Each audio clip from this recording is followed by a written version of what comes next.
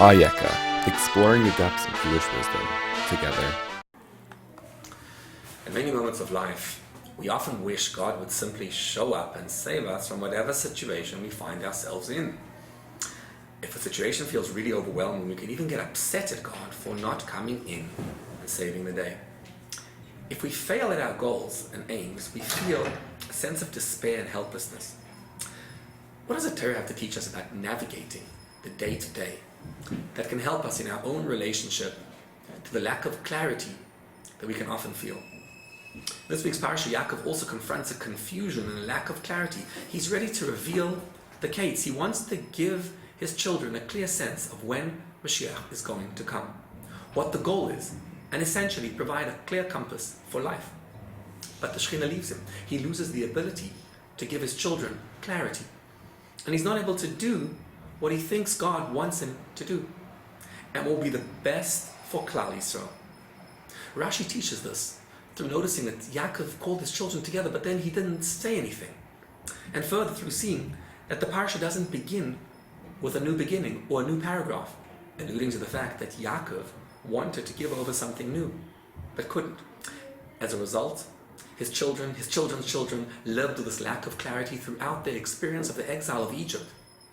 Our life can often feel like we are fumbling around trying to guess at the next best choices for ourselves and for our loved ones. But could it be that the lack of clarity is actually the best gift and opportunity that God can provide for us through not having all the answers and clarity that we may yearn for?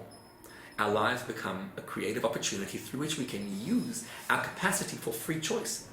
And seen through this lens, we can see that Yaakov did not fail at revealing the case, the time of Mashiach, and the state of the world that God wants to make a reality. Rather, the departure of the Shekhinah is precisely what provides us with the opportunity to participate in bringing Mashiach through our own understanding and work. And this is why the parsha is called Vayechi. Vayechi means he lived. The Torah teaches us that the best years of Yaakov's life were the last years spent in Egypt. Isn't that strange? Wouldn't you expect that the best years of his life would have been to live in Eretz Yisrael, in the Holy Land? What is special about Egypt, that Mitzrayim, that enabled him to live his best years of his life there?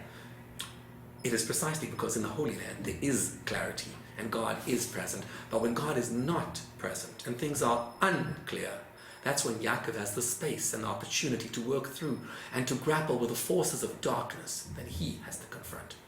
It is in this space when man has the opportunity to do his best work. Yaakov produces a family of children and grandchildren that becomes Am Yisrael, learning Torah, keeping mitzvahs, a holy people born out of an unholy land.